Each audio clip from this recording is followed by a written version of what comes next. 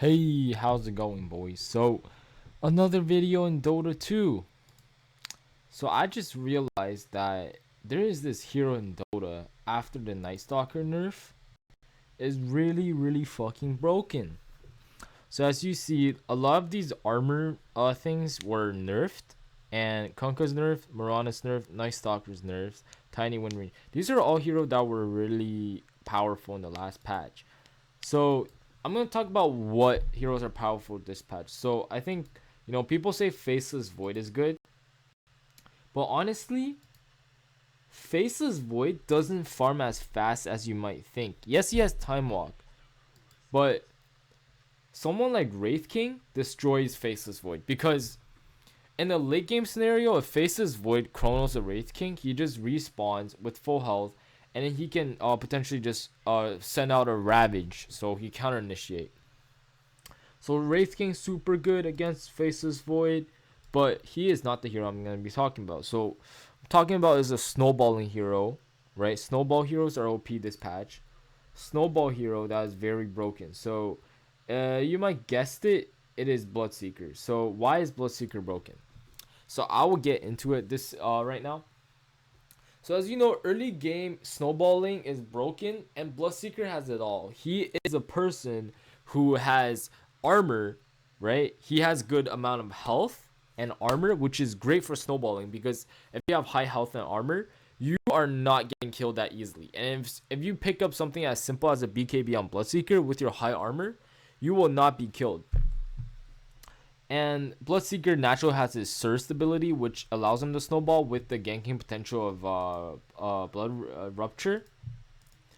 So at level 1, you always want to pick your Blood Rage because this helps you farm and you secure all the last hits. Essentially, there's rarely a very good counter against Bloodseeker as he can, one, click on the opponent and trade with him, or because he has high base armor, he has 5 base armor. That is very high, and they buffed it, I believe, like a lot. And also, because of your high base damage with your Quelling Blade, you're probably not missing any last hits. So start off with your Quelling Blade and your Stout Shield. So for a Bloodseeker, what you want to do is if the enemy is like has a PA or Skywrath or Zeus, anything that spams abilities, you want to get a 1. If they don't have any ability spammers, you still might want to get a 1. Just because this thing allows you to replenish mana or whatever, and it allows you to continue snowballing and escape near death scenarios. So in the lane, you just want to farm. You can even go jungle and heal up because you don't really need too much regen because you heal with your Q, which is very nice. You could buy a raindrop, if they have like some kind of lion or some kind of nuking hero if you want. This is not necessary. If you feel like you're snowballing pretty well and they can't really kill you, you don't need this, right?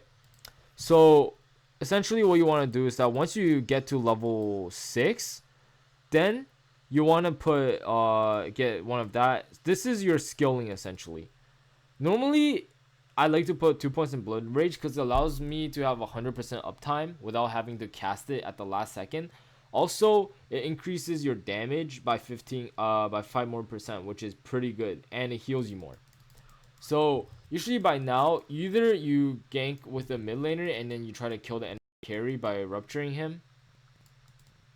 Yeah, you rupture the enemy and then you gank him, or you can go down the lane. So by now you will try to go kill, but this mistake is to not try too hard to get a kill because you don't want to die. Whatever you don't want to do, you don't want to die, and you don't want to risk like using farm. You don't want to be like chilling in the woods like 2 minutes just to get a kill. That is very bad because you're a hero. So if you miss of getting 1 kill for a rupture, once you get a kill with rupture, you have to wait 60 seconds, which is like your farming time. So if you don't have rupture, don't even think about it. Your team pings. I don't have my ulti for or to it's fine.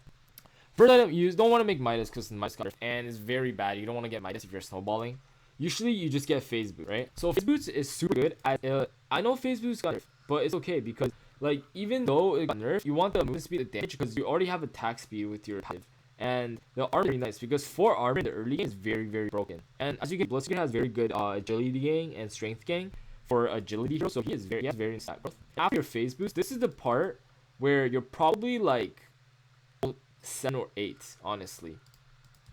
So right now you go for your second gank, and if you die, that's when you, or if you like start losing, that is when you start for items like Blade Mail, So Blade Rage allows people to give you even more armor. So you have you can try 18 armor. You're pretty much unable physically unless they magically burst you. But by then you can get a raindrop.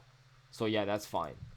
And I usually never buy Manta because unless if they have a Treant or like some kind of silence, because Manta on Bloodseeker it's okay, but I wouldn't recommend it. The way how I'm gonna build is that if you're having a very tough game, go for Blade Mail. If not, save up for Radiance, because once you get this bad boy, you're like level what, like level 12 or something. So a level 12 Bloodseeker with your plus 6 armor talent, which is broken by the way, never pick the attack speed because the 6 armor is just so broken in the early game. You essentially, you're level 12 right now, you're the big boss in the game. You have your Radiance, go for a kill. If you're not able to get a kill right now, you fucking failed as a Bloodseeker. Because you are super strong with your Radiance and your Blood Rage. You're gonna be burning them and you're gonna be gaining more and more Thirst. And with your armor of 20 right now, you are very hard to kill without magical burst. So now, after your Radiance, let's say if the game is going well, which is what you should be doing because you've been farming and ganking from time to time. Now, either you get a Blade Mail if they have a lot of physical damage, or you go straight into a BKB. Right, BKB is the least greedy build you can go. You don't want to be too greedy, because once you get BKB, with the amount of armor you have, you are not dying in a team fight. Because if anything, the enemies are already low because Radiance and your teammates and you just hitting them, you can just run away with the BKB. With your high armor, you should not be killed, right? You shouldn't be dying as a Bloodseeker. After that, you want to go for a Blade Mail. I always pick up Blade Mail because it's just such a good item on Bloodseeker. It allows one armor, so once you pop that BKB, you essentially you're unkillable. But also the fact that, let's say if there's a Drow Ranger or a PA, you go on them with the Rupture combo with your second value, what are they gonna do? Like, they're gonna fight you, they're gonna TP out. Yeah, they can TP out. That's why you check their piece. But besides TPing out, your damage is super high. You can probably kill them in like 2 minutes. So that's the thing. And also, try to TP, like if they try to fight back, just pop your blade like 35, right?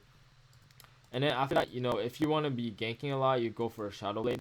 If not, you go for Manta. Either one is fine. I usually like to build this red just because it gives you stats.